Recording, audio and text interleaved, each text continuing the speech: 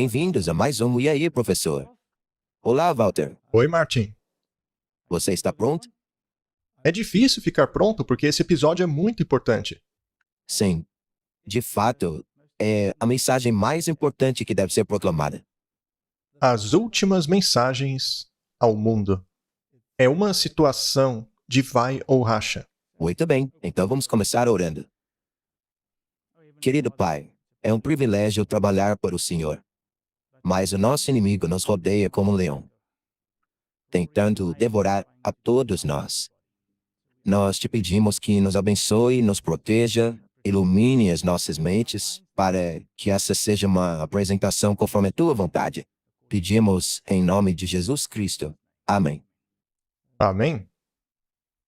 Temei a Deus e dá-lhe glória. E vi um outro anjo, Martin. Estas são as últimas mensagens para a humanidade. E elas são uma unidade com todo o livro de Apocalipse. Especialmente a Apocalipse 11, 12, 13, 14, que é onde estão as mensagens, 16, 17, que nos dá o cenário onde tudo acontece, a situação política, a situação filosófica. Apocalipse capítulo 11 é a situação filosófica que monta os paradigmas atuais que estão ativos no mundo hoje. As novas situações, a destituição de reis, a democracia, trazendo a filosofia e tudo que remete a ela, a filosofia da Revolução Francesa, Voltaire, Robespierre, todas essas filosofias. E no meio desse caldeirão fervente está a palavra de Deus. Por um momento, a Revolução Francesa baniu a Bíblia, durante o período chamado o Reinado do Terror, mas depois se levantaram pessoas para levar a mensagem, o Antigo e o Novo Testamento juntos. As duas testemunhas devem falar dessas coisas.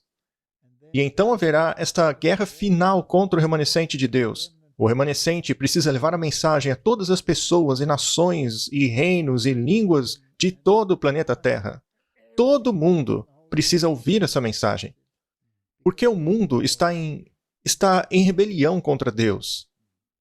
Mas existe um chamado final, e é um convite muito urgente. E ele começa, naturalmente, de maneira sequencial, através do livro de Apocalipse. Tem uma continuidade histórica ali. Um período de tempo, as profecias dos 1260 dias, o período da supremacia papal durante a Idade Média, que terminaram com a abolição dos estados papais e do poder político que ele tinha, mas não parou por aí. Ele apenas pareceu ter sido ferido de morte, quando em 1798 o Papa foi aprisionado. As pessoas estavam muito alertas a tudo que estava acontecendo, mas o papado então começou a agir debaixo dos panos e, através de suas sociedades secretas, montaram um sistema político que estava cheio de aspectos religiosos. Mas eles não puderam ser impostos porque havia separação entre a igreja e o Estado. E a Bíblia nos diz que esses poderes que trarão de volta um sistema que é a imagem daquilo que aconteceu na Idade Média, para isso, a igreja e o Estado devem se unir novamente. Leis religiosas serão promulgadas mais uma vez. E isso é uma mudança na direção do pêndulo. Nós já falamos sobre isso muitas vezes. E uma vez que isso aconteça, Martin, quando a igreja e o Estado se unirem, haverá um alto clamor que vai chegar a todo mundo, não é mesmo? E então temos as profecias de Daniel, capítulos 8 e 9. Temos a profecia dos 2300 dias e os períodos de tempo que a envolvem. Ela foi concluída em 1844. Já falamos muito sobre essa profecia aqui. Não temos tempo para discuti-la novamente. Mas, no clímax desta profecia, a mensagem final de advertência deve chegar a toda a humanidade. E estas são as 3 mensagens angélicas. Elas são sequenciais. Existe um primeiro anjo. E se a mensagem do primeiro anjo é rejeitada pela maioria da humanidade, Então tem um segundo anjo. E, finalmente, uma terceira mensagem. Mas então vem uma última mensagem que reúne todas as três e dá a advertência final para o mundo, o alto clamor, alertando as pessoas que, se continuarem em sua rebelião, haverá consequências. Então é disso que se trata. Vamos dar uma olhada nessas mensagens para ver o que podemos aprender. As mais importantes mensagens para o mundo. Mas por que são as mais importantes? Porque são as mensagens finais. E elas contêm tudo. Tudo, desde Gênesis 1 até Apocalipse 22. Toda a Bíblia. Elas possuem um evangelho eterno. A gente vai falar sobre isso, mas tudo na Bíblia está encapsulado nessas três mensagens. E é realmente algo fenomenal que, em apenas alguns versos, haja tamanha profundidade. Não dá para exaurir. É um estudo para a vida toda, para a eternidade. Então vamos dar uma olhada no que os reformadores acreditavam a respeito dessas três mensagens que estão na Bíblia. Naturalmente, eles não tinham uma compreensão total dessas questões, porque elas tinham que acontecer. Sim, Para eles, essas coisas eram futuro. exatamente. O tempo de 1260 dias ou anos não havia terminado ainda. Os 2300 dias também não havia terminado. Tudo aquilo ainda tinha que acontecer. Correto? Então, vamos dar uma olhada no que John Wesley tinha a dizer sobre essas mensagens. E eu vi um outro anjo. Um segundo anjo é mencionado em Apocalipse 14, verso 8, e um terceiro em Apocalipse 14, verso 9. Eles falavam sobre essas coisas. O Wesley veio um pouco depois de Lutero. Então, o tempo foi passando e haviam novas situações, novos continentes eram descobertos e começaram a ser colonizados, etc. Então ele diz, estes denotam três grandes mensageiros de Deus com seus assistentes. Três homens que trazem as mensagens de Deus aos homens. Ele achava que eram homens. O primeiro exorta ao temor e adoração a Deus.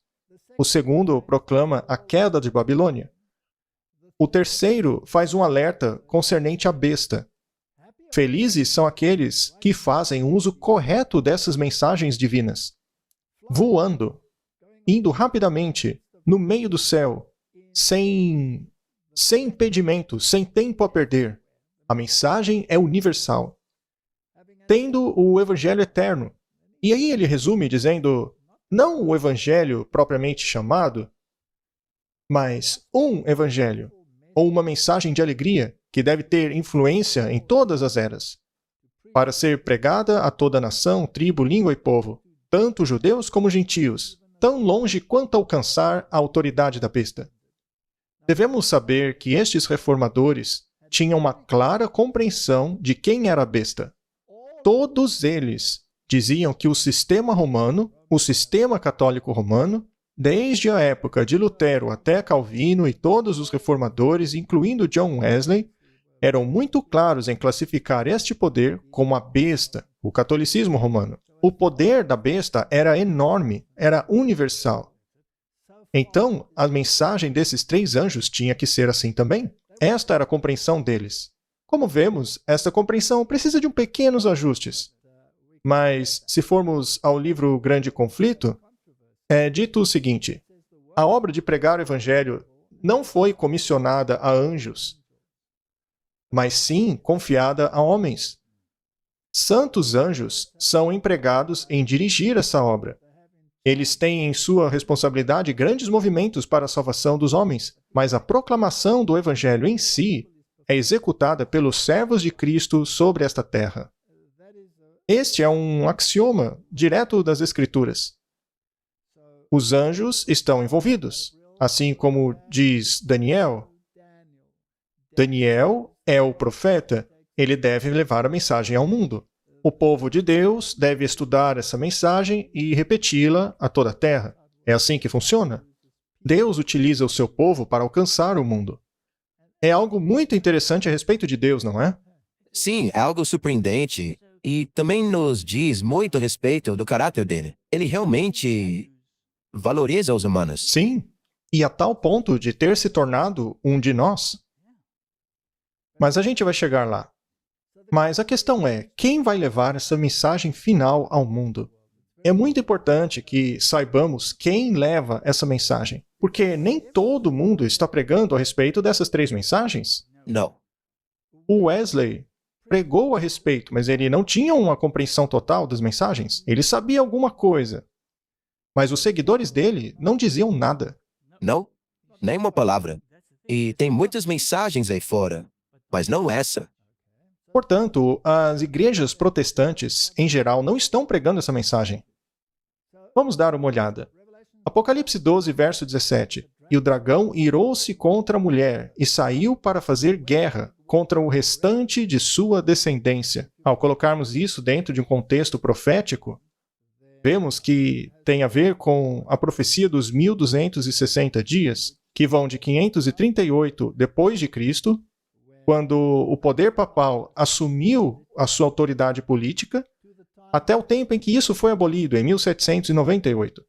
E durante aquele período de autoridade papal, a Igreja de Deus profetizou vestida de pano de saco.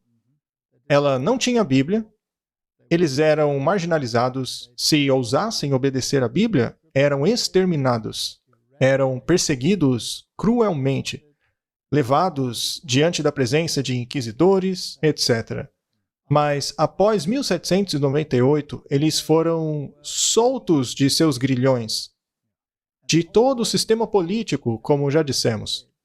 Naqueles dias, a igreja e o Estado ditavam todas as coisas. Sim.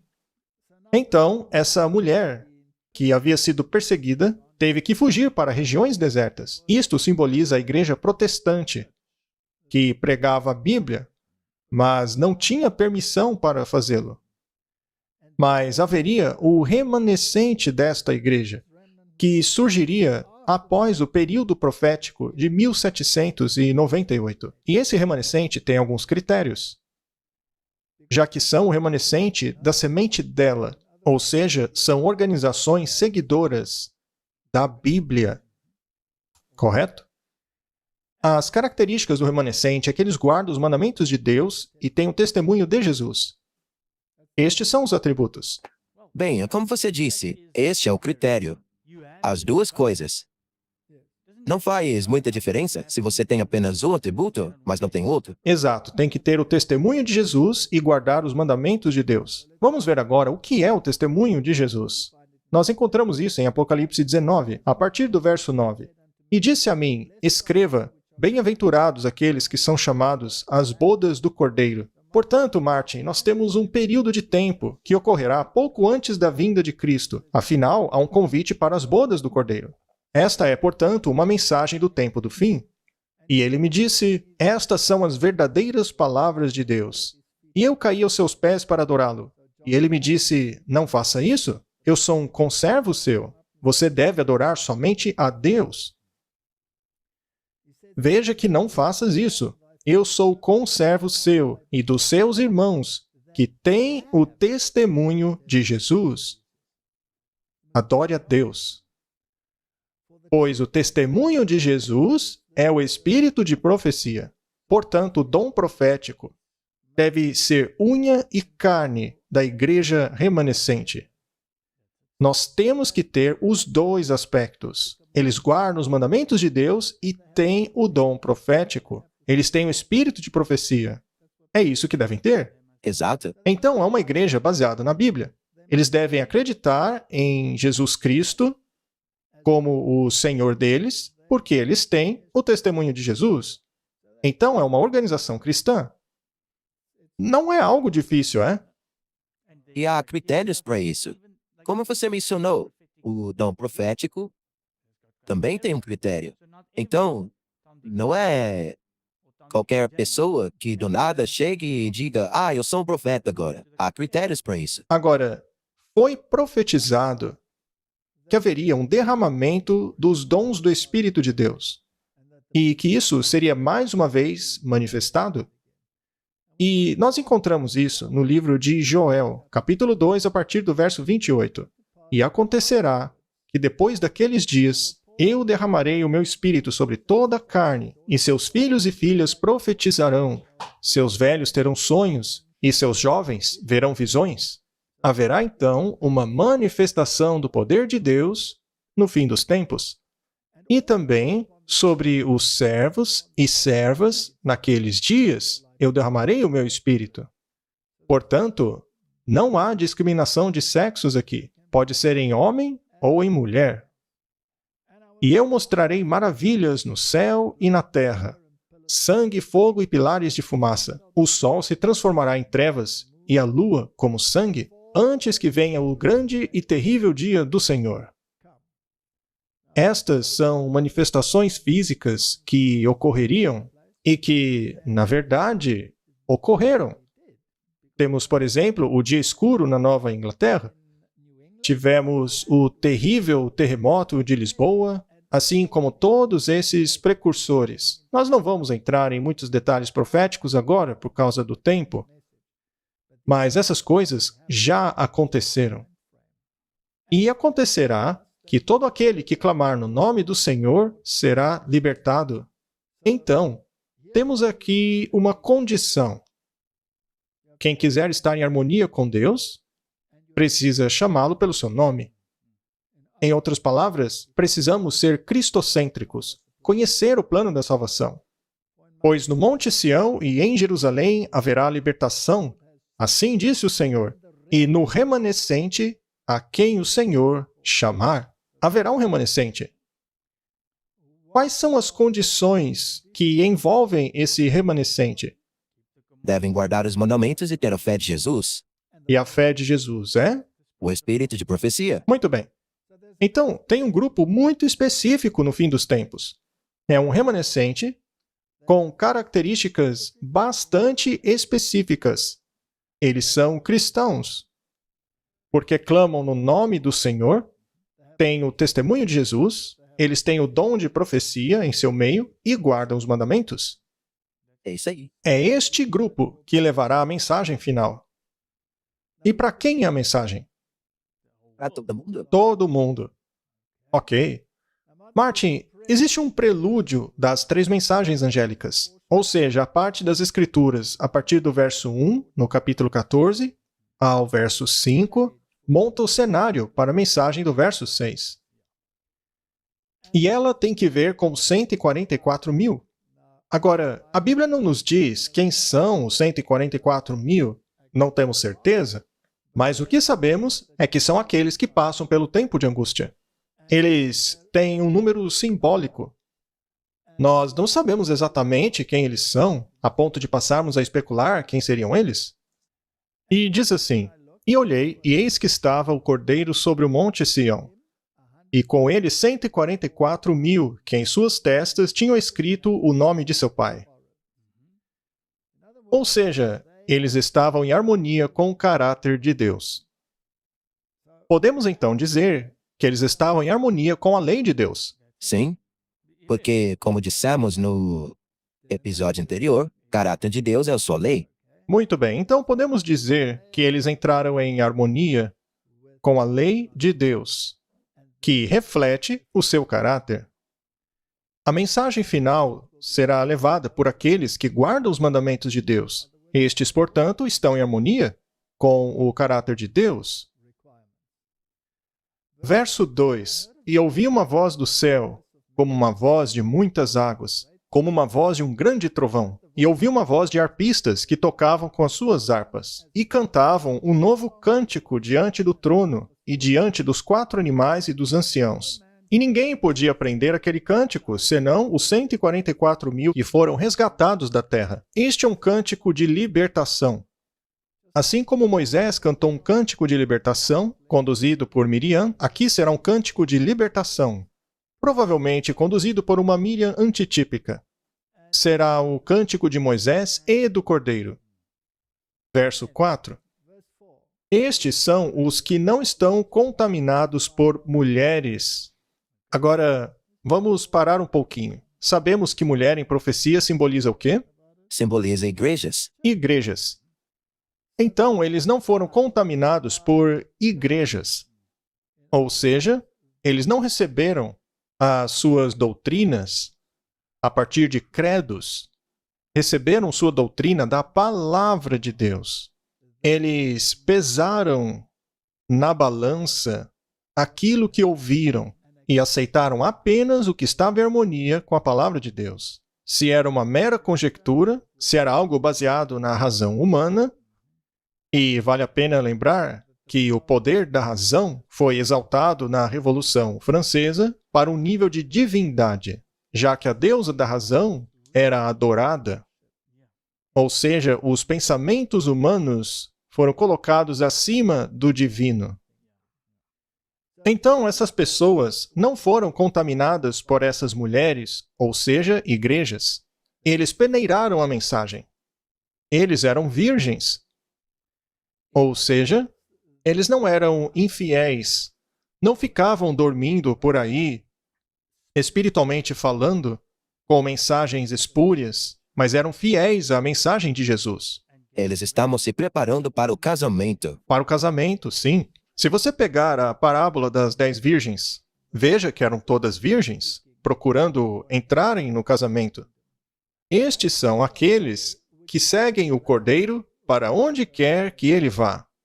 Eles não seguem homens, mas seguem o Cordeiro. Então, se um homem te diz, faça desse jeito ou daquele outro, primeiro verifique na Bíblia, para ver se aquilo está de acordo com a voz do Cordeiro. É isso mesmo. E vamos tocar num ponto interessante, especialmente com relação à marca. Sim. Estes foram resgatados dentre os homens, sendo as primícias a Deus e ao Cordeiro.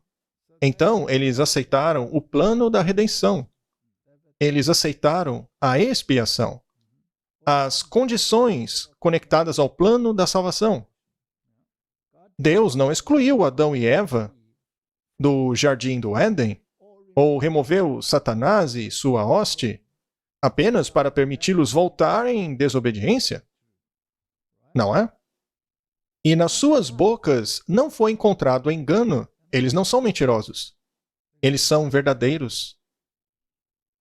Porque são irrepreensíveis diante do trono de Deus. A única maneira de ser irrepreensível diante do trono de Deus é aceitar a justiça de Cristo. Então, não é que eles são irrepreensíveis por serem de um nível superior aos outros humanos, mas porque aceitaram o plano da salvação e foram vestidos com a justiça de Cristo. Não estão lá pela sua própria justiça. O eu deles morreu, e eles vivem em Cristo agora. Então, isso é o prelúdio. As pessoas que dão a mensagem precisam se encaixar nisso aí. É parte das exigências. Elas têm que se adequar a isso. Muito bem. Agora, será que dá para participar de concílios ecumênicos? Não, porque aí já diz que eles não vão se corromper com mulheres. Martin, você está sendo bem direto hoje, hein? Mas é exatamente o que está escrito? Muito bem. Vamos dar uma olhada bem cuidadosa nessas coisas. Temos aqui outra citação do Comentário Bíblico Adventista. Aqueles que guardam os mandamentos de Deus, aqueles que não vivem apenas com pão, mas de toda palavra que procede da boca de Deus, compõem a Igreja do Deus vivo. Ou seja, aqueles que seguem o plano de Deus. Aqueles que escolhem seguir o anticristo são súditos da grande apostasia. Portanto, se você se assenta em concílio ecumênico e aceita abrir mão de algum princípio, você se torna um súdito da grande apostasia. Debaixo do estandarte de Satanás, eles quebram a lei de Deus e levam outros a quebrá-la. Eles se esforçam tanto para enquadrar as leis das nações que homens mostrarão sua lealdade aos governos terrestres pisoteando as leis do reino de Deus. Não é exatamente o que dissemos? É exatamente. E é exatamente o que está acontecendo. Houve um encontro muito interessante lá no Vaticano. Não faz muito tempo. Toda a questão da sexualidade e sobre quem é bem-vindo no reino de Deus, tudo isso foi discutido lá. Havia um grande número de bispos que não gostavam do que estava acontecendo, mas o que foi dito ali está sendo imitado pelas igrejas protestantes também. Exatamente, não há diferença. São questões comprometedoras que não tem nada a ver com a palavra de Deus, não é? Mas vamos parar por aí, eu não vou me aprofundar. Eles se esforçam tanto para enquadrar as leis das nações que os homens mostrarão a sua lealdade aos governos terrenos pisoteando as leis do reino de Deus.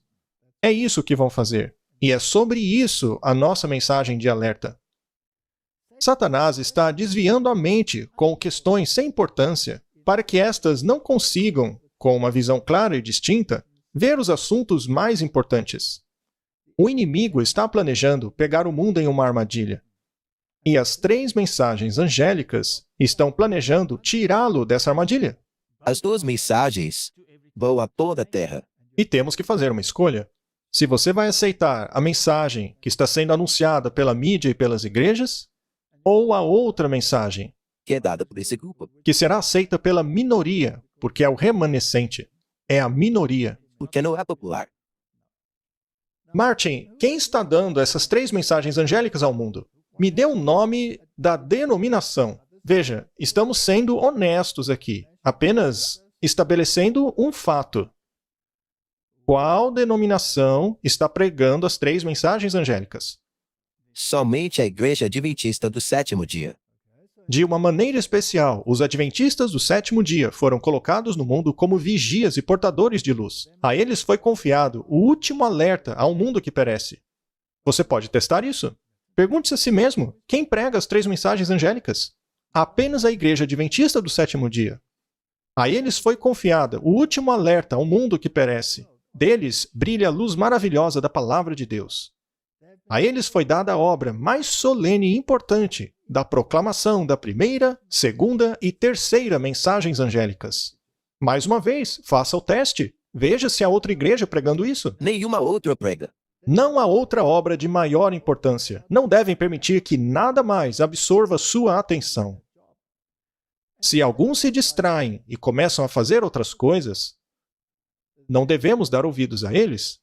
Escute aqueles que estão pregando as 3 mensagens angélicas, porque é isso que a Bíblia diz que deveriam fazer. Eles estão cumprindo as ordens dadas por Deus. Muito bem. O que nos leva à mensagem em si? O que é a mensagem? Por que ela é importante? E, dado o contexto político-religioso no qual elas acontecem, o período histórico no qual elas estão sendo pregadas, é essencial que entendamos cuidadosamente o que está escrito aqui. As mensagens começam em Apocalipse 14:6. E vi outro anjo voar pelo meio do céu, e tinha o evangelho eterno para o proclamar aos que habitam sobre a terra, a toda nação, tribo, língua e povo. Bem, temos aí alguns pontos importantes para salientar. No meio do céu. Você se lembra o que disse Wesley? Nos caminhos largos, é como ele colocou. Precisa chegar a toda parte. E o que é essa mensagem? É o evangelho eterno. Exato? Mas as igrejas não pregam o evangelho, Martin? Sim. Pelo menos é o que elas dizem. Mas é o evangelho eterno? Ou pregam apenas parte do evangelho?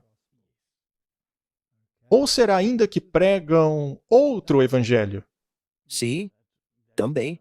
A Bíblia, ou Paulo, não diz claramente que maldito é aquele que pregar outro evangelho? Será possível que estejam pregando outro evangelho? Pode ser, e às vezes nem sabem disso. Muito bem. Portanto, é muito importante que o evangelho eterno seja pregado novamente.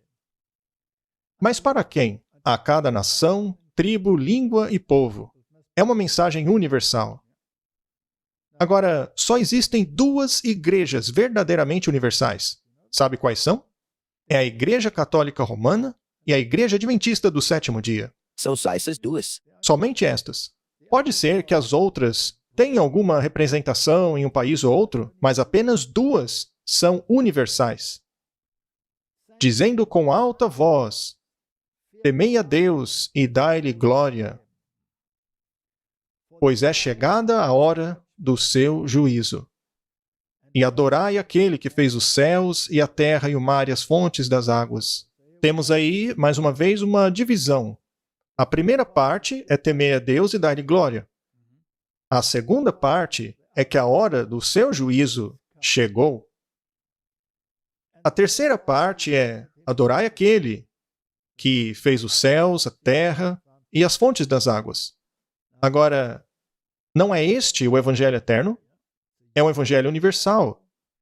Ele tem uma mensagem muito específica atrelada a ele.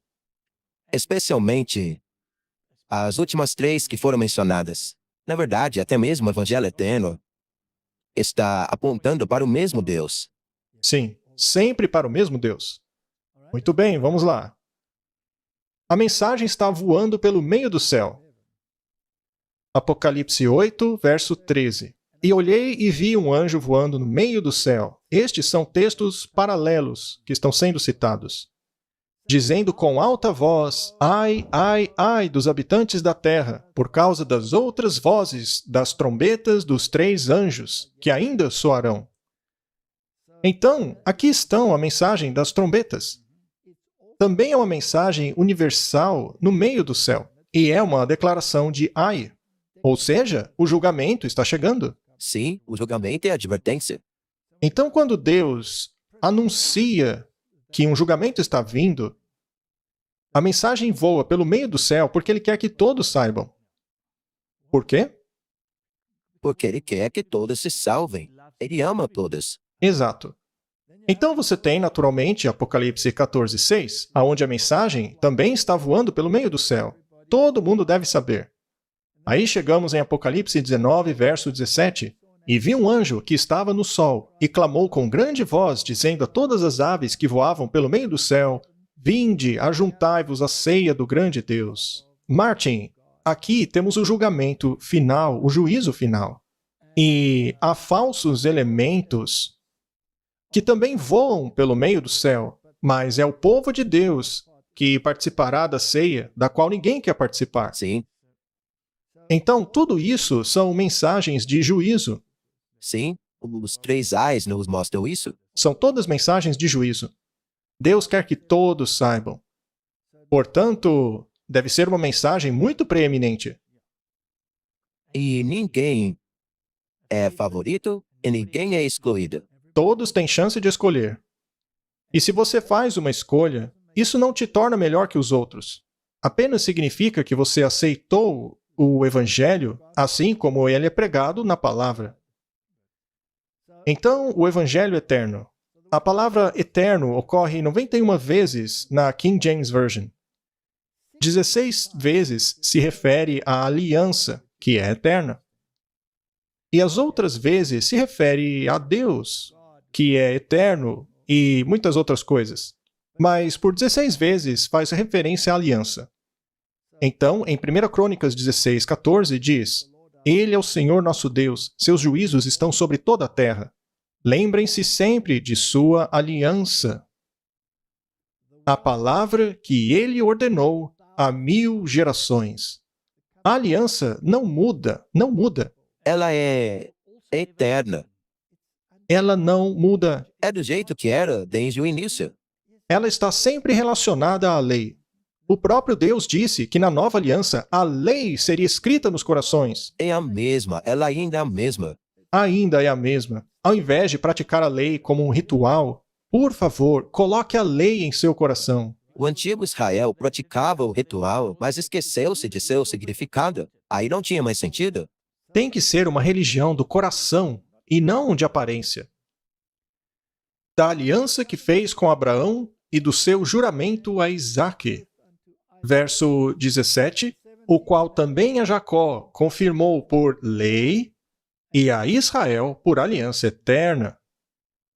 Portanto, a aliança tem que ver com lei. Já dissemos isso na outra apresentação, não dá para separar a lei do caráter de Deus. Não se pode ter juízo sem uma lei. Temos aqui uma citação do Espírito de Profecia. Cristo veio na forma da humanidade para viver a lei de Deus. Ele era a palavra da vida. Ele veio para ser o evangelho da salvação para o mundo e para cumprir cada especificação da lei. Jesus é a palavra, o guia, que deve ser recebido e obedecido em tudo. Quão necessário é que esta mina da verdade seja explorada e que seus preciosos tesouros da verdade sejam descobertos como ricas joias. A encarnação de Cristo, sua divindade, sua expiação, sua vida maravilhosa no céu como nosso advogado, a obra do Espírito Santo, todos esses temas vitais do cristianismo são revelados de Gênesis a Apocalipse. Martin, não é sobre isso o plano da salvação? Com certeza. O Evangelho é eterno. E é de Gênesis a Apocalipse. O Evangelho foi pregado em Gênesis. Para quem? Adão e Eva. A promessa do Messias já foi dada a Adão e Eva. Caim e Abel receberam as instruções a respeito do plano da salvação. Eles tinham que levar um cordeiro que apontava para Jesus Cristo, que tinha que ser sacrificado. E até mesmo Adão e Eva tiveram que sacrificar um cordeiro.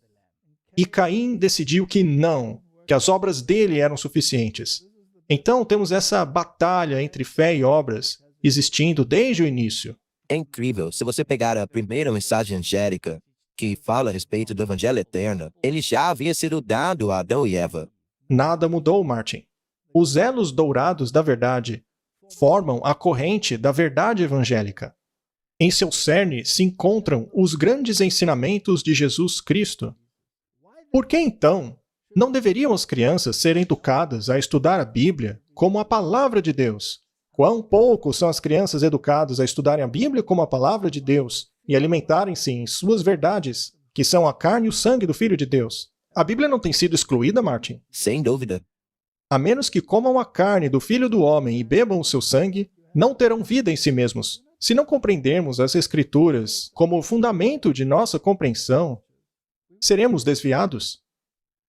Aquele que comer a minha carne e beber o meu sangue, ou seja, que continua a receber as palavras de Cristo e a praticá-las, tem a vida eterna. E eu o ressuscitarei no último dia, pois minha carne é comida e meu sangue é bebida. Aquele que comer a minha carne e beber o meu sangue habitará em mim, e eu habitarei nele. E aquele que guarda os seus mandamentos habita nele, e ele nele. E assim sabemos que ele habita em nós, pelo Espírito que ele nos tem dado. É simplesmente claro e direto. É por isso que o remanescente guarda os mandamentos de Deus e tem a fé de Jesus, que é o espírito de profecia. É exatamente o que está escrito aí. Por que Satanás e seus anjos foram expulsos do céu? Porque se rebelaram contra a lei. Eles não quiseram guardar os mandamentos de Deus. Muito bem. Eles se recusaram a obedecer Deus. Ele cobiçou a posição de Deus. Ele queria a posição de Jesus ao lado do trono e, portanto, quebrou o 10º mandamento. Assim como quebrou o primeiro e quebrou o outro e tornou-se um assassino, mentiroso, enfim, quebrou todos os mandamentos. Mas por que Adão e Eva foram expulsos do jardim? Pela mesma razão. Por causa de desobediência. Eles queriam um entendimento mais exaltado do que o que tinham. Então é o mesmo princípio. A fruta foi apenas para testar esse princípio. O fruto era algo tão pequeno. Mas havia um conceito muito maior por trás. Eles queriam ser algo que não lhes havia permitido ser desde o início. Muito bem, isso já nos dá um pano de fundo. Então, se você pegar aquela porção que mencionamos, que se trata do mesmo Deus lá com os primeiros anjos, nós temos que dar honra a Ele. Que, naturalmente, ao lermos isto, vemos que é Jesus. Sim. A lei e a graça não podem se separar. É apenas por meio da imputada justiça de Cristo que o homem pode ser salvo. A cruz é a garantia de que a lei é imutável e de que nossa salvação está no sangue do Cordeiro. Uma vez que se separa a lei da graça, você incorre num enorme problema, porque você não tem mais base para julgar nada. Não se tem mais a base da justiça. Já não se tem mais uma norma de como devemos viver a nossa vida, de acordo com a vontade de Deus. Precisamos das duas pernas para ficar de pé. Sem uma delas, ficamos mancos. Sim. Martin, as pessoas dizem que guardar a lei hoje é legalismo. Mas isso depende se você está guardando a lei para ser salvo ou se a está guardando porque está salvo. Temos aqui uma citação do livro Fé e Obras. Aquele que tenta alcançar o céu pelas suas próprias obras, por meio da guarda da lei, está tentando o impossível. O homem não pode ser salvo sem obediência, mas suas obras não devem vir de si mesmo. Este deve ser trabalhado por Jesus para colocar nele o seu querer e executar. Se um homem pudesse se salvar por suas próprias obras, poderia haver algo nele de que se regozijar? O esforço que o homem faz com sua própria força para obter a salvação é representado na oferta de Caim. Não é o que dissemos? Tudo que o homem pode fazer sem Cristo é poluído de egoísmo e pecado. Mas aquilo que é feito pela fé é aceito por Deus. Quando buscamos ganhar o céu através dos méritos de Cristo, a alma faz progresso. Olhando para Jesus, o autor e consumador de nossa fé, nós podemos ir de força em força, vitória em vitória, pois por Cristo a graça de Deus tem trabalhado a nossa completa salvação. A salvação é cristocêntrica. No entanto, ela não exclui a obediência, porque a obra de Cristo em você produzirá a obediência. Com certeza. É como naquela palestra sobre o caráter de Deus, que, aliás, é manifestado em sua lei. Portanto, quando você tem a graça de Cristo e a justiça de Cristo, você irá refletir esse caráter que deseja guardar a lei. Basicamente, o que estamos fazendo agora é dizer o que é o Evangelho eterno. Sim, estamos dando uma descrição, com certeza. A segunda parte é que deve chegar a toda nação, tribo, língua e povo. As pessoas devem saber que existe um plano de salvação. Martin, imagine o seguinte. A lei foi quebrada no céu. E aqueles que a quebraram se recusam a se arrepender. Perderam sua posição no céu. Ok? Foi dado a Adão e Eva uma oportunidade. E eles falharam. Mas foram enganados. Portanto, Deus, em sua compaixão, olhou para eles sabendo que a lei os condenava à morte. E agora, como eles seriam salvos? Porque a justiça exigia a morte do pecador.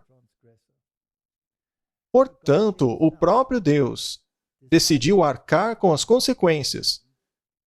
Imagine o Cristo sem pecado, que tinha nenhuma propensão ao pecado, aceitando se tornar um simples ser humano, tomando sobre ele a humanidade, mas sem pecado. A Bíblia é clara ao dizer que ele não tinha pecado. Ele não tinha essa propensão a pecar. Ainda assim, ele foi preparado para receber as consequências do pecado. O pecado de cada indivíduo que já viveu estaria sobre ele. A consequência disso é a morte. Essa consequência nos traz angústia mental, angústia física. Ele foi mutilado em nosso favor, mas ele estava preparado para fazê-lo. E, por meio do seu sangue e de suas feridas, nós obtemos a salvação, porque o preço foi totalmente pago. Sim, as consequências, a penalidade pela nossa transgressão da lei. Mas qual é a condição? Nós temos que aceitar a sua expiação. Temos que aceitar a expiação dele. Após isso, recebemos a instrução para não pecarmos mais, não mais transgredirmos a lei. E ele nos ajudará nisso. Ele trabalha em nós. Nós temos que morrer para o nosso próprio eu. O velho homem deve morrer diariamente. E Cristo fará dentro de você as obras que apenas ele é capaz de fazer. Esse é o plano da salvação. Esse é o Evangelho eterno. Estas são as boas novas. Mas o preço é morrer para o próprio eu. E deixar Cristo trabalhar em você. A mensagem tem que chegar a cada nação, tribo, língua e povo. Ao profeta Isaías foram dadas maravilhosas revelações da última restauração do povo de Deus.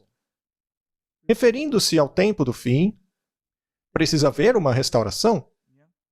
Naturalmente, as coisas se corromperam. Um evangelho manco foi apresentado à humanidade. A obediência foi retirada dele. A lei foi mudada. De forma que muitos baseiam sua salvação em outro Cristo. Um Cristo que não guarda os mandamentos bíblicos, mas um outro conjunto de mandamentos. Isaías 56, verso 6. E aos filhos dos estrangeiros, que se unirem ao Senhor para o servirem, e para amarem o nome do Senhor, e para serem os seus servos, todos os que guardarem o sábado, não o profanando, e os que abraçarem a minha causa. Isso se aplica apenas a Israel ou aos estrangeiros também? Aos estrangeiros também, cada pessoa. Isso não inclui o sábado? Sim, e muito. Isso não engloba todos os 10 mandamentos? Sim, porque é a aliança, não é? Verso 7. Também os levarei ao meu santo monte, e os alegrarei na minha casa de oração. Os seus holocaustos e sacrifícios serão aceitos em meu altar, porque a minha casa será chamada casa de oração para todos os povos. Será que todos têm que guardar o sábado? Todos? Agora, a oferta queimada aceitável a Deus não é Jesus Cristo na cruz? Sim. E também não seguir os seus próprios ditames. Guardar o seu próprio sábado. Deve ser o de Deus. Correto? Porque menciona aqueles que não poluem o sábado. Assim diz o Senhor Deus, que congrega os dispersos de Israel. Ainda ajuntarei outros aos que já se lhe ajuntaram. Será uma mensagem universal. Temos aqui uma proclamação de que todo mundo no planeta deverá ouvir essa mensagem. Mais uma citação do livro Profetas e Reis. A gloriosa luz da palavra deveria trazer salvação a cada nação, tribo, língua e povo. Da obra diante dele, o profeta ouviu a declaração do Pai Eterno que diz: é coisa leve que sejas o meu servo, e ergas as tribos de Jacó, e restaure os preservados de Israel. Eu também darei a ti uma luz para os gentios, para que possa ser minha salvação até os confins da terra. É uma mensagem universal. E, de novo, não é que só existe uma nação, ou um povo, um grupo, mas são gentios, judeus. Não existe um favorito. Os hindus não devem dar atenção a isso? E os muçulmanos? E os judeus? Os judeus não rejeitaram a Jesus como Messias? Sim. Os hindus aceitam Jesus como Messias? Os muçulmanos o aceitam como Messias? Os budistas o aceitam como Messias? Mas precisam ouvir essa mensagem? Cada um de nós. Mas o que diz o Papa? Para não proselitar. Aham. No tempo aceitável eu te ouvi. No dia da salvação eu o ajudei. Eu vou preservá-lo e dá-lo como aliança ao povo para estabelecer a terra, para fazer herdar as heranças desoladas, para que possa dizer aos prisioneiros: vão, para aqueles que estão nas trevas, mostrem-se. Eis que estes virão de longe, estes do norte e do ocidente, e estes da terra de Sinim. Então, muitas pessoas vão aceitar a verdade, mas haverá lágrimas. E esta também é a razão das 3 mensagens angélicas. É uma advertência. Algumas pessoas vão aceitar, mas provavelmente a maioria não. Muito bem, precisamos de um pouco mais de informação sobre isso. Até aqui sabemos que é o Evangelho eterno. Ele nunca mudou, nunca foi modificado, nunca foi diminuído. Ou seja, nunca foi facilitado. Deuteronômio 6, verso 2. Para que temas ao Senhor teu Deus. Vamos ver o que isso realmente significa. E guardes todos os seus estatutos e mandamentos que eu te ordeno. Isso também está na primeira mensagem angélica. Temei a Deus e dai-lhe glória. Exato. O que significa temer a Deus e dar glória a Ele? Guardar os mandamentos dele. Que eu te ordeno, tu e teu filho, e o filho do teu filho, todos os dias da tua vida, para que seus dias sejam prolongados. Você vê agora, Martin, porque apenas aqueles que guardam os mandamentos podem levar a mensagem? porque estes estão em harmonia com aquilo que Deus quer.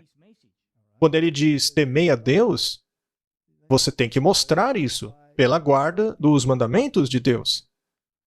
Vamos ler outro verso, Deuteronômio 8, verso 6. E guarda os mandamentos do Senhor teu Deus, para andares nos seus caminhos e para o temeres. Como você mostra o seu temor por Ele? Ou seja, o respeito por ele. Não no sentido de ter medo, sabe?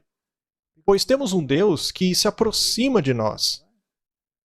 De novo, temer a Deus está associado à guarda dos seus mandamentos. Veja outro verso, Deuteronômio 13, verso 4. Após o Senhor vosso Deus andareis, e a Ele temereis, e aos seus mandamentos guardareis, e a sua voz ouvireis. Não é a mesma coisa? Sim. E, mais uma vez, apenas caso alguém não tenha assistido aquele episódio que falamos do caráter de Deus, vai e assista. Esta ordem ao povo. Não é que você tem que fazer isso ou você vai se perder. Na verdade, é um convite. Sim, é um convite. Deus quer que fiquemos com Ele. Então temos o resumo em Eclesiastes 12, 13. Esta é a conclusão de toda a questão. Temei a Deus e guarde os seus mandamentos, pois esse é o dever de todo homem. Portanto, Martin, naturalmente, somente aqueles que compreendem esse assunto podem pregar a mensagem. Aqueles que não compreendem esse assunto ou que não acreditam que a lei ainda vigora, não podem levar essa mensagem adiante. E é por isso que se irritam com aqueles que o fazem. Dar glória a Deus é revelar o seu caráter em nós mesmos e assim levar outros a conhecê-lo. Nós temos que mostrar o caráter de Deus em nosso próprio caráter. Isto significa que temos que entrar em harmonia com sua vontade. Se você fizer isso, em qualquer relacionamento, você vai estar em problemas. E de qualquer forma que tornamos o Pai conhecido ou o Filho, nós glorificamos a Deus.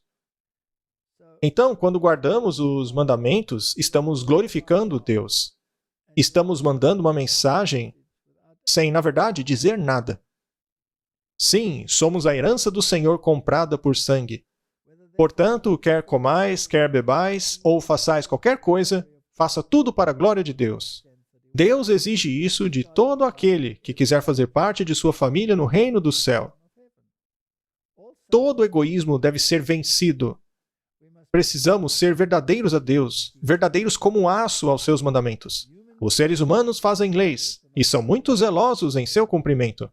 Mas, ao mesmo tempo, transgridem a mais importante lei do soberano todo-poderoso. A essa, eles querem anular. Exaltam o humano acima do divino.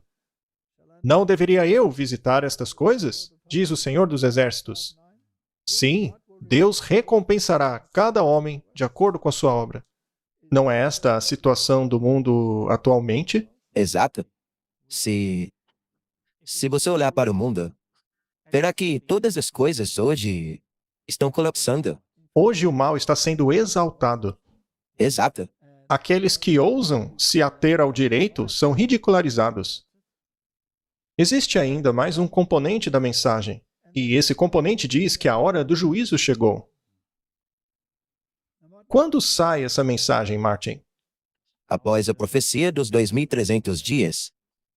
Exato. Então essa mensagem é levada após 1844. Um episódio muito bom de se assistir é o nosso episódio sobre o fim dos tempos. Do fim dos dias, essas coisas. Lá você verá precisamente do que se trata isso daí. Esta mensagem, então, passa a ser proclamada. A hora do juízo de Deus chegou.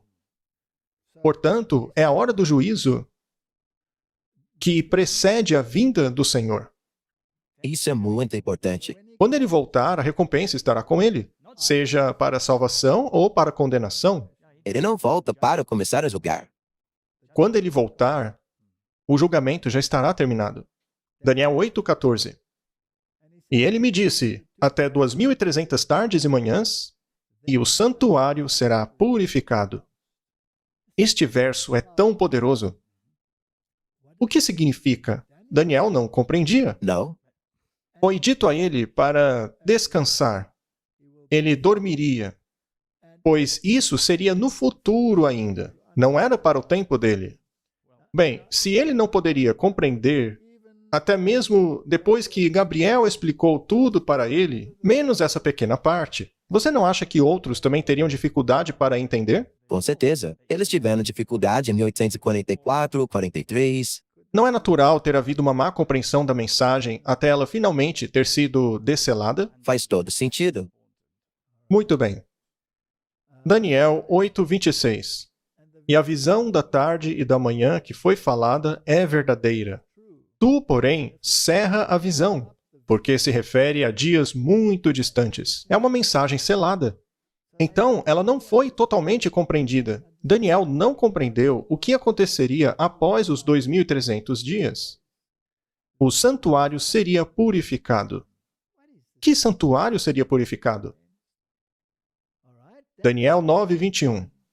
Estando eu ainda falando na oração, o homem Gabriel, que eu tinha visto em minha visão no início, veio voando rapidamente e tocou-me na hora do sacrifício da tarde. Ele me instruiu e falou comigo dizendo: Daniel, agora saí para fazer-te entender o sentido. Gabriel explica a maior parte da visão a ele. Mas esta pequena porção foi selada por muitos dias. Era para o futuro apenas. Verso 24. 70 semanas estão determinadas sobre o teu povo e sobre a tua santa cidade, para cessar a transgressão, para dar fim aos pecados, para expiar a iniquidade e trazer a justiça eterna, e selar a visão e a profecia, e para ungir o Santíssimo. Martin, será que qualquer outra pessoa além de Cristo pode trazer a justiça? Será que outra pessoa pode pôr fim aos pecados, além de Jesus Cristo? Esta é, portanto, uma profecia messiânica. É uma profecia a respeito da vinda do Messias. Então, as 70 semanas têm um início. E também tem um fim. Já falamos sobre isso várias vezes. Não vamos entrar em detalhes, ok? Mas apenas cobrir superficialmente.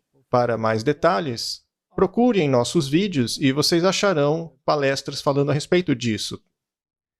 O decreto para sair e restaurar Jerusalém foi emitido em 457 a.C. O rei Artaxerxes emitiu o decreto. O anjo então diz como estas semanas que estavam determinadas sobre a nação judaica naquele tempo e estariam divididas. Estas semanas são divididas em partes. Em profecia, um dia equivale a um ano, profeticamente falando. E essa profecia prevê o tempo exato do início das atividades do Messias. Ela, portanto, nos dá um quadro de tempo desde 457 a.C. até 27 depois de Cristo, quando o Messias começou o seu ministério. Em 27 depois de Cristo, Jesus foi batizado e começou o seu ministério, porque ele na verdade nasceu em 4 antes de Cristo. A Bíblia é muito clara quanto ao ano em que Jesus nasceu. O nosso calendário hoje não está correto. Até mesmo uma enciclopédia de criança te diz isso. Portanto, em 27 depois de Cristo, Jesus já tinha 30 anos de idade, quando ele começou o seu ministério. E aí, a profecia fala sobre a última semana, os últimos 7 anos. E diz que no meio desta semana haveria 3 anos e meio, ou seja, 31 depois de Cristo. Neste ano, o sistema sacrificial teria fim. E a maneira pela qual Jesus fez isso foi através de sua morte. Ele mesmo é o cordeiro sacrificial. Correto. Então, o antitipo encontrou o tipo. Mas a chance dos judeus ainda não havia acabado, como nação. Não como indivíduos, como nação. Eles ainda tinham 3 anos e meio. Portanto, esta parte refere-se primeiro à chance dos judeus como nação. Sim, Jesus deixou muito claro que primeiro o evangelho deveria ser pregado aos judeus. Mas 3 anos e meio após a crucifixão, eles mataram Estevão. E, por meio da sua morte, Paulo foi convertido no caminho de Damasco. E ao mesmo tempo, Pedro recebeu uma visão ordenando-lhe que fosse a Cornélio, que era um gentio. E Paulo foi chamado de apóstolo dos gentios. Portanto, depois do ano 34 depois de Cristo, o evangelho já não era apenas para os judeus, mas também para os gentios. O tempo se cumpriu. O tempo no qual a nação judaica era a única herdeira do plano da salvação acabou em 34 depois de Cristo. Desde então, o evangelho passou a ser pregado para os gentios. Em outras palavras, a partir de 457 a.C. a 34 depois de Cristo, temos 490 anos, ou seja, 70 semanas. O evangelho havia sido pregado em tipo somente para os judeus. Quando falamos tipo, queremos dizer o sistema sacrificial. Eles tinham o sistema sacrificial que apontava para Cristo. E então, o evangelho passou aos gentios. E, por um outro período de tempo, porque a profecia se estende até 2.300 dias, este período profético termina em 1844. Mas o que aconteceu neste ano? Temos a primeira proclamação das 3 mensagens angélicas por um grupo de pessoas que saiu de um grande reavivamento entre todas as igrejas, Ou seja, mulheres. profeticamente. E o movimento milerita começou. E a mensagem passou a ser proclamada após 1844, de que o juízo havia chegado. Agora, naquele período de 1844, na verdade, em 43 já tinha começado, eles não compreendiam completamente o que era a purificação do santuário. Eles pensavam se tratar da terra, então começaram a pregar que Jesus voltaria. Mas Jesus não voltou naquele ano. Agora veja, não há nada de errado com a contagem. Na verdade, muitas coisas começaram a acontecer em 1844.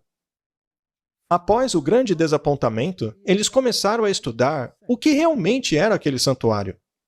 E aí sim eles descobriram a mensagem do santuário, o plano da salvação, que estava encapsulado em uma ilustração que prefigurava o plano da salvação, ou seja, o santuário.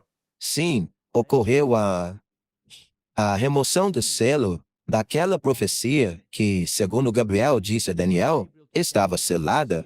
Foi aí que ela foi desselada. Correto, nós lemos sobre isso em Apocalipse capítulo 10. Vamos ler uma citação do livro Grande Conflito. O anúncio de que a hora do seu juízo chegou aponta para o encerramento do ministério de Cristo pela salvação dos homens. Veja, se o santuário prefigura o plano da salvação, portanto, a obra de Cristo deve ser um clímax nessa prefiguração. Vejamos o que significa. Contém uma verdade que deve ser proclamada até que a intercessão do Salvador acabe e ele retorne à terra para tomar o seu povo para si. Martin, tem gente que diz que Jesus terminou toda a sua obra na cruz. Sim, que ela teria acabado ali. Ora, mas ele não intercede por nós agora mesmo? É claro, ele está fazendo isso. Ele não está trabalhando por meio do Espírito Santo em sua vida para levá-lo à conformidade com sua vontade? Muito bem. A obra de juízo, que começou em 1844, porque a mensagem diz que a hora do seu juízo chegou, deve continuar até que os casos de todos estejam decididos, tanto os de vivos como mortos. Portanto, se estenderá até o fim do tempo de graça, a fim de que os homens se preparem para permanecerem de pé no julgamento. A mensagem os ordena temerem a Deus e dar glória a Ele. Ou seja, devem guardar os mandamentos. Isso é temer a Deus. E dar glória a Ele significa refletir o seu caráter, que por sua vez está nos mandamentos. E adorem aquele que fez o céu, a terra, o mar e as fontes das águas. O resultado de uma aceitação dessas mensagens é dada na palavra: aqui estão aqueles que guardam os mandamentos de Deus e a fé em Jesus. Para estar preparados para o juízo, é necessário que os homens guardem a lei de Deus. Esta lei será a norma de caráter neste julgamento. Muito bem, esta é a mensagem. Sim, a lei é a norma. É na lei de Deus que o julgamento será baseado. Muito bem. Agora, vamos voltar para aquele verso, Daniel 8,14. E ele me disse, até 2.300 tardes e manhãs, e o santuário será purificado. Agora, no pensamento judaico, se você fala a respeito do santuário, eles pensam sobre o santuário de Moisés e sobre o templo de Salomão, Sim, que mais tarde foi restaurado, o templo físico. correto? E este santuário aí da imagem é o santuário que Moisés construiu. Ele também era chamado de tabernáculo. Sim. Em Hebreus 8, verso 1, nós lemos assim: o resumo do que temos dito é que temos um sacerdote tal que está assentado nos céus à destra do trono da majestade, ministro do santuário, do verdadeiro tabernáculo, o qual o Senhor fundou e não o homem. Martin, dá para ser mais claro? Nós realmente vemos aí uma diferença. É uma mensagem muito clara. Este santuário terreno, este que está aí na imagem, é a representação de um outro santuário que Deus erigiu no céu. Este santuário nos ensina sobre o plano da salvação. Como podemos ver, para entrar neste santuário, você tinha que passar por uma abertura na frente dele. Ora, a Bíblia nos diz que Jesus se compara a uma porta. Ele é a porta. Ninguém vai ao Pai senão por ele. Portanto, quando aceitamos Jesus como Salvador, nós entramos no céu por meio dele. E logo após essa porta, você se encontrava rodeado por um muro de linho branco, que representa a justiça. A justiça dele. A justiça de Cristo. Quer dizer que somos envoltos pela justiça dele. E em seguida você já vê o altar de sacrifício, aonde o cordeiro sacrificado ali apontava para Jesus, cujo sangue escorria. Os pecados do pecador eram simbolicamente transferidos para o cordeiro, que morria em lugar do pecador. Depois havia uma pia com água, aonde ocorria uma cerimônia de purificação. Isso representa o batismo. Depois, dentro do lugar santo, havia uma mesa com 12 pães. Também havia um candelabro, assim como um altar de incenso. Agora, Jesus disse que precisamos comer a sua carne e beber o seu sangue. Devemos comer esse pão que vem do céu, que é o maná. Então, você tinha lá os 12 pães, representando as 12 tribos e os 12 apóstolos, e em 2 pilhas. E você tinha que comer disso. O sábado era muito importante, porque era quando a mudança do pão acontecia. O maná caía apenas por 6 dias e uma porção dobrada na sexta-feira. Correto. E não caía nada no sábado. E então tinha o candelabro, Jesus, a luz do mundo. Eu também queria dizer que o pão, o maná que caía do céu, também representa Cristo que veio do céu à terra. Exatamente. Temos que comer a sua carne e beber o seu sangue. E muitos deles foram embora porque não aguentaram esse ensinamento. Mas, Martin, precisamos pegar essa luz do mundo. Ele disse, eu sou a luz do mundo, e a palavra é luz.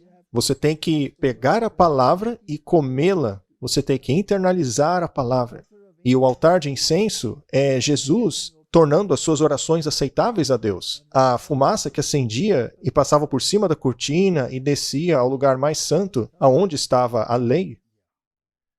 Agora, a lei, ela nos condena à morte. Ainda assim, está no lugar santíssimo. A condenação estava coberta pelo propiciatório, que estava acima da lei, que representa o trono onde Deus se assenta, correto? Então, todo o plano da salvação está ali ilustrado. Temos que entrar pela porta. Ou seja, temos que aceitar Jesus, aceitar a sua justiça para nos cobrir, aceitar a expiação dele. Depois temos que ser lavados pelo renascimento, pelo batismo. Depois internalizamos a palavra, nós a comemos. E depois oramos a Deus para entrarmos em harmonia com a sua lei, mas cuja condenação está encoberta pelo próprio Jesus. O propiciatório, que também representa ele. Correto? E se você não tem todos esses componentes, você está encrencado. Havia também um ritual diário, onde essas ilustrações aconteciam ali no pátio e no lugar santo, mas uma vez por ano ocorria a purificação do santuário. Em outras palavras, o registro de pecado era removido do santuário. Pois isso era uma mancha ao santuário. Sim. O dia da expiação, a purificação anual do santuário terrestre, prefigurava o dia antitípico da expiação, ou o julgamento da humanidade, antes que o sumo sacerdote celestial cessasse a sua obra no santuário celestial, antes da sua segunda vinda em glória. A mensagem "a hora do juízo de Deus chegou" quer dizer, literalmente, que nós estamos hoje vivendo o dia da expiação antitípico. Ou seja, Martin, vivemos na hora do julgamento. É hora de nos acertarmos com Deus, de vivermos em harmonia com a sua lei, vivermos um estilo de vida específico de acordo com as diretrizes do Senhor. Você poderia explicar melhor o que o povo judeu tinha que fazer durante esse dia antitípico da expiação, antes que a expiação de verdade ocorresse? Eles tinham que se purificar. Qual era o período? Era um dia? Como era? Era um dia. Era o dia da expiação. Eles tinham que se preparar e afligir as suas almas. Ou seja, eles tinham que investigar os seus próprios motivos. Tudo que estivesse de errado tinha que ser corrigido. Tinham que jejuar nesses dias. A dieta deles não era a dieta convencional. Eles jejuavam. Eles se abstinham de alimentos como carne, por exemplo. E tinham que fazer uma autoinvestigação para ver aonde tinham que entrar em harmonia com Deus. Era isso que Deus esperava nesse dia. Existe um hino que foi escrito por Uriah Smith que diz assim: "Ó meu irmão, seja fiel. Ó meu irmão, seja fiel. Em breve Jesus voltará." Aquele a quem temos esperado por tanto tempo, muito em breve entraremos no nosso lar glorioso e nos uniremos ao cântico do conquistador. Este hino foi escrito naquela época. Essa era a expectativa do povo daquela época. Ó irmão, seja fiel. Por que nos mostraríamos infiéis àquele que nos demonstrou um amor tão profundo e infinito, que morreu para nos redimir e tornar-nos seus? Então essa era a mentalidade daqueles que pregavam essa mensagem. Não deveria ser a nossa? Claro, eles estavam se preparando para a vinda de Cristo, porque eles achavam que ele viria purificar a terra. E nós temos hoje essa exata mesma esperança. Muito bem. Agora, um outro aspecto, além do tempo do juízo que havia chegado, era a adoração àquele que fez o céu, a terra e a fonte das águas. A primeira mensagem angélica é bastante abrangente. E é difícil fazer justiça a ela em apenas um pequeno episódio. 1844. Charles Darwin e a Origem das Espécies. Este é o livro A Origem das Espécies, e veja o que está escrito no prefácio. Diz assim: "Alguma luz sobre a origem das espécies, o mistério dos mistérios", como tem sido chamado por um dos nossos maiores filósofos. Em minha volta para casa, em 1837, julguei eu que, acumulando pacientemente todos os fatos relativos a este assunto e examinando-os sob todos os pontos de vista, poderia talvez chegar a elucidar essa questão. Depois de 5 anos de um trabalho pertinaz, eu redigi algumas notas. Em seguida, em 1844, resumi estas notas em forma de memória, onde indicava os resultados que me pareciam oferecer algum grau de probabilidade. Depois dessa época, tenho constantemente trabalhado para o mesmo fim. O leitor me perdoará, assim eu espero, de entrar nessas minúcias pessoais, e se o faço, é para provar que não tomei decisão alguma menos pensada. O interessante é que na mesma época em que ocorria esse despertar religioso, Charles Darwin estava tendo seu despertar. E suas conclusões de que a evolução tinha que ser aceita como uma visão alternativa à criação, foram formuladas em 1844. Seria coincidência? Não, eu acho que não. Isso porque Satanás sabia as profecias de Deus, que deveríamos dar glória ao Criador. Muito bem. Adore aquele que criou a terra, o céu e as fontes das águas. Muito bem, Martin. Esta é a mensagem do primeiro anjo, ou seja, a mensagem que tem que ir a todo mundo, mas ao mesmo tempo, uma outra mensagem também foi a todo mundo. A mensagem de que somos filhos da evolução. Uma mensagem totalmente oposta. Agora, outra coisa interessante é que essa parte aqui também é encontrada na lei de Deus.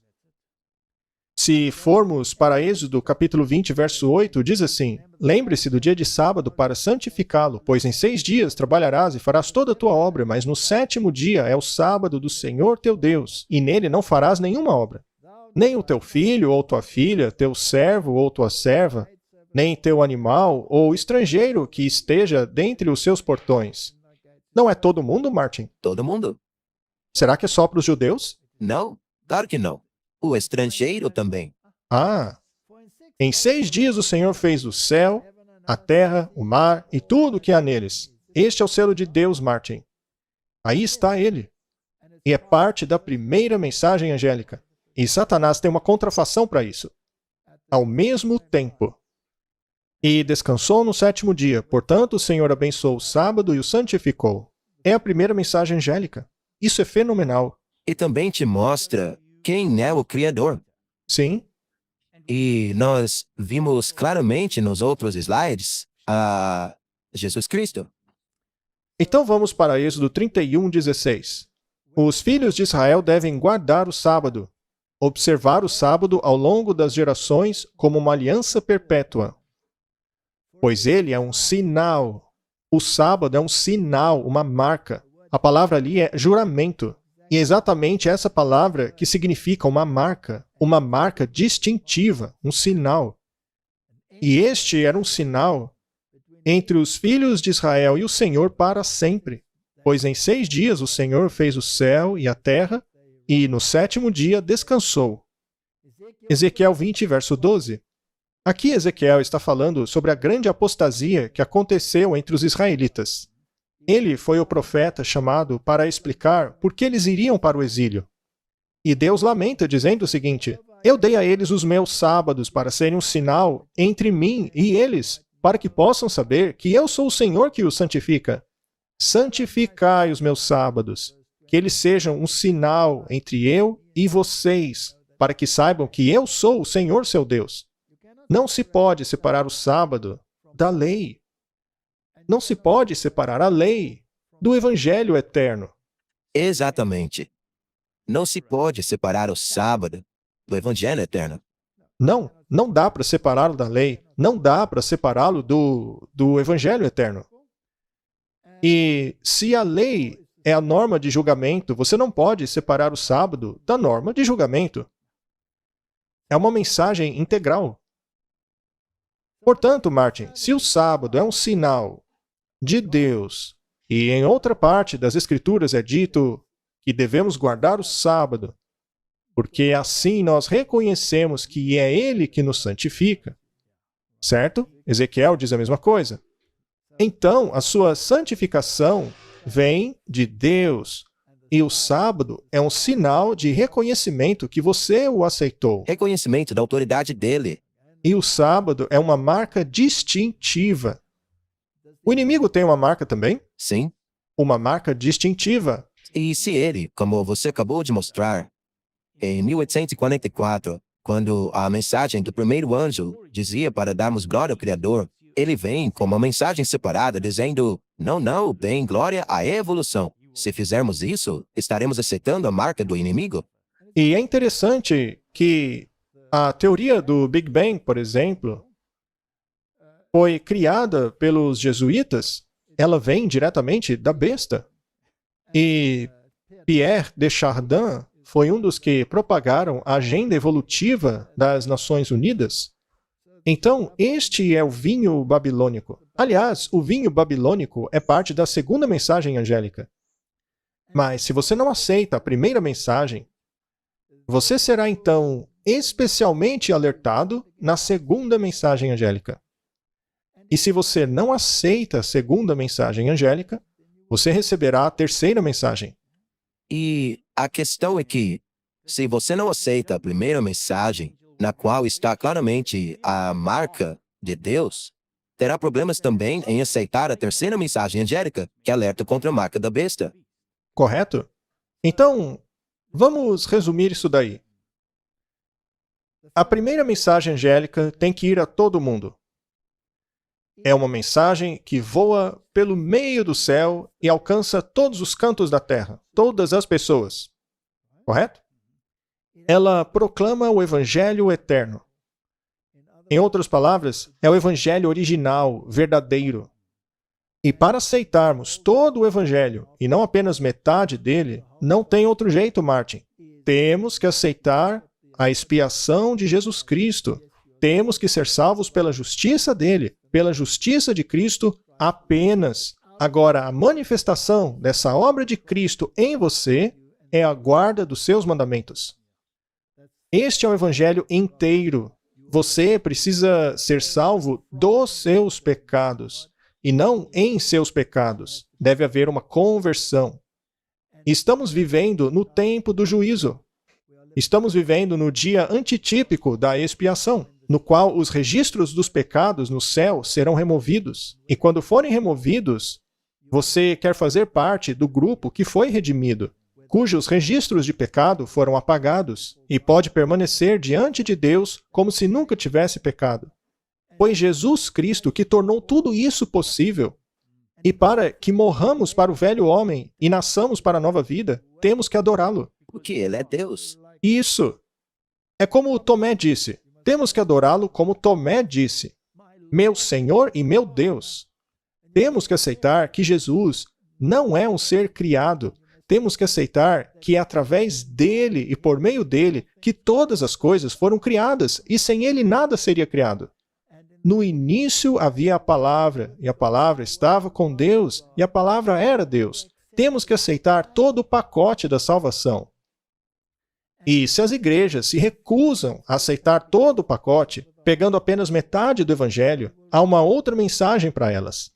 E essa segunda mensagem já foi proclamada. Mas vamos falar sobre isso no próximo episódio. Então, quando nos confrontamos com todas essas coisas, temos que fazer uma decisão. E essa decisão é a mesma que Josué fez. Josué 24, verso 15. E se vos parece mal servir ao Senhor, escolham hoje a quem vocês servirão. Sejam os deuses que seus pais serviram do outro lado do rio, ou aos deuses dos amorreus, em cuja terra habitais. Porém, eu e a minha casa serviremos ao Senhor. Seguiremos os ditames dos homens, ou seguiremos a direção de Deus, que é tão claramente manifestada em sua palavra? Martin, talvez possamos abri-la em Oséias. Vamos para Oséias. Concluiremos com Oséias. Oséias está logo após Daniel. Essa é uma mensagem que foi dirigida ao povo de Deus naquela época. É uma mensagem muito séria. É uma mensagem muito parecida com a do primeiro anjo. Ou você aceita essa mensagem, ou sofrerá as consequências, certo? Ok. Oséias capítulo 4, a partir do verso 1. Ouçam a palavra do Senhor, vocês, filhos de Israel, pois o Senhor tem uma controvérsia com os habitantes da terra.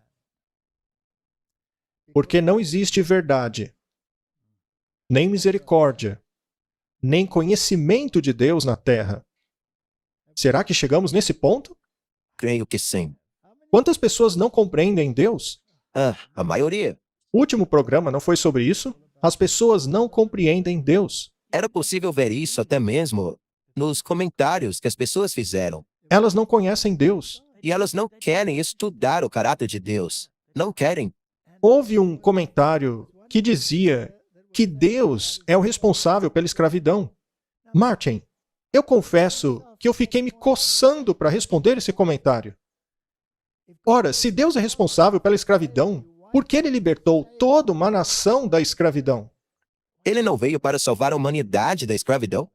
Agora, por que Deus permitiu a escravidão?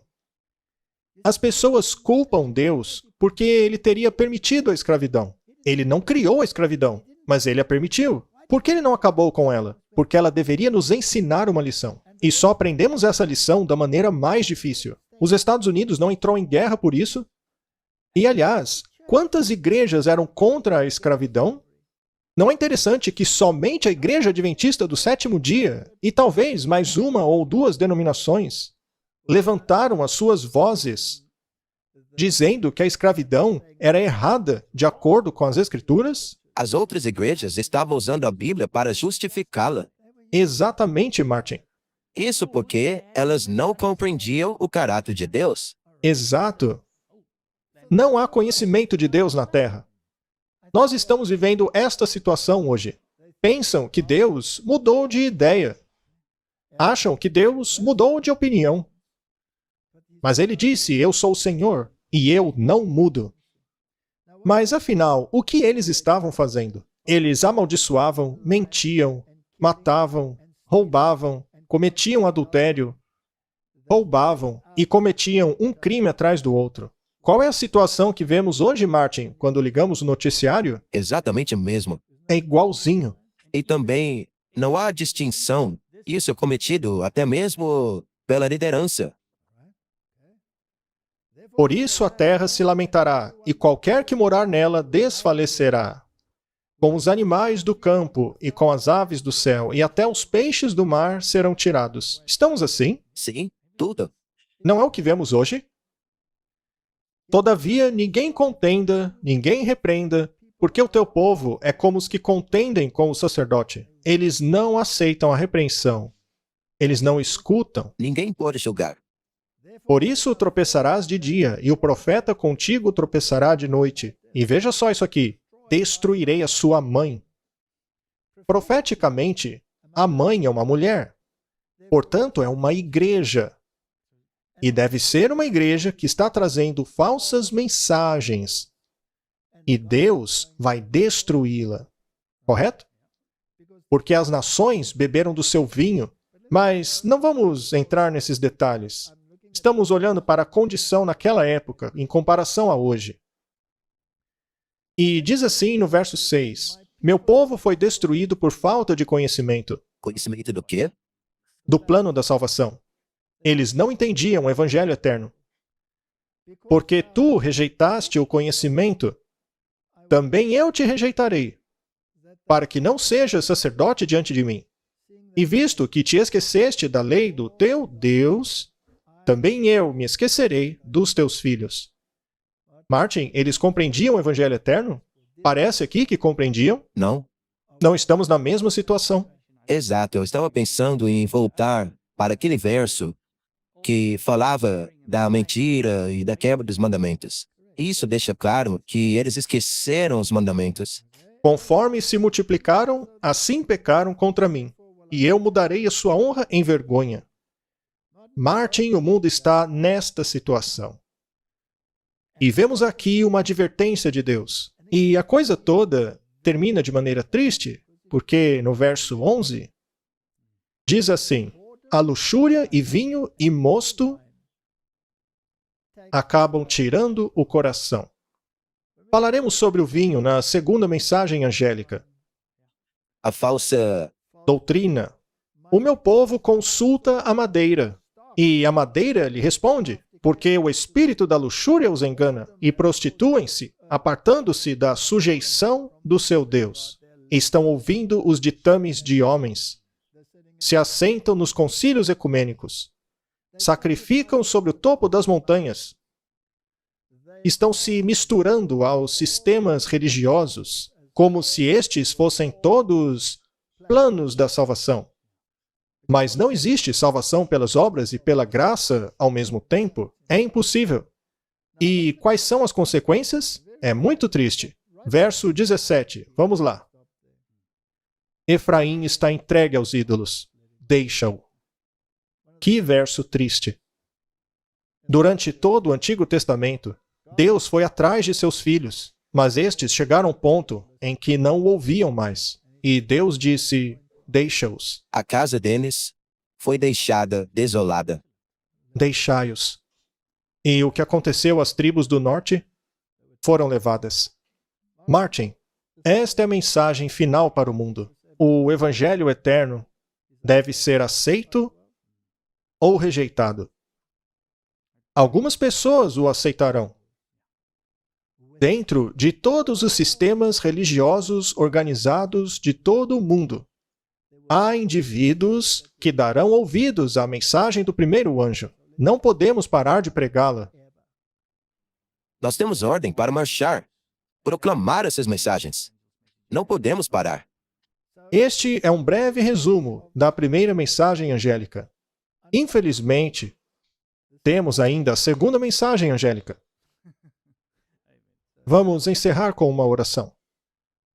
Querido Pai Celeste, o Senhor fez todo o possível para salvar a humanidade. O Senhor tem suplicado junto a ela. O Senhor derramou o seu sangue pela humanidade. E agora o Senhor intercede em favor dela. A hora do juízo já chegou. O julgamento está em andamento. Os casos de cada um estão sendo avaliados. E em breve essa obra terminará. E aí será muito tarde, pois os idólatras serão deixados com os ídolos. Senhor, que isso não aconteça conosco. Que possamos dar ouvidos a essas mensagens. O mundo precisa ouvi-las para que cada um tome uma decisão. Ajuda-nos a fazer a decisão correta. Em nome de Jesus. Amém. Olá, pessoal. Estamos indo para o Brasil. Martin, I'm impressed. I don't know what you said, but I hope people understood it. But in case they didn't, I could just say to them that God willing, we will be in Brazil at the end of February of 2024. So please subscribe to the website, campaltercierollano.com. I don't know whether I pronounced that correctly either, But I'm sure people will understand. but I think they will understand. Thank you and see you hopefully soon. Many blessings.